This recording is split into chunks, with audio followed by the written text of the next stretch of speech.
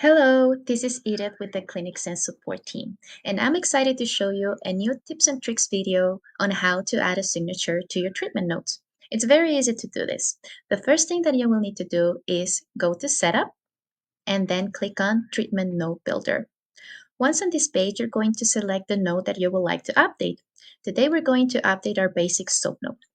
When you scroll down, you will see this Add Question button. And when you click on it, a new question type box will appear. Here, you will click on this drop-down menu and you will see the signature option. So you'll click on signature and then don't forget to click on Save Template. Perfect. Now I'm going to show you how it looks like on an appointment. So we're going to the calendar and we'll click on the appointment in question.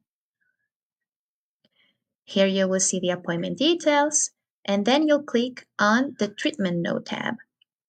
You will see the basic soap note that we recently updated, and when we scroll down, you will find the signature box. You can write your signature with your fingers, stylus, or mouse. Today I'm going to use my mouse. And once you add your signature, you will see this checkbox appear. Save signature to the practitioner's profile. When you check this checkbox, it will save the signature for any upcoming appointments and you will be able to use it in these soap notes or in the treatment note where you added your signature box. Then you will click on Save and Close. Perfect.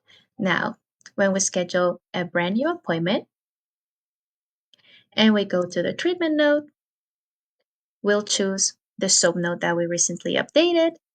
And when we scroll down, here's the signature box. And here you will see Use Save Signature. So when we check on it, your signature will appear. I hope this video is helpful, but if you have questions, don't hesitate to reach out at support@clinicsense.com. Thank you.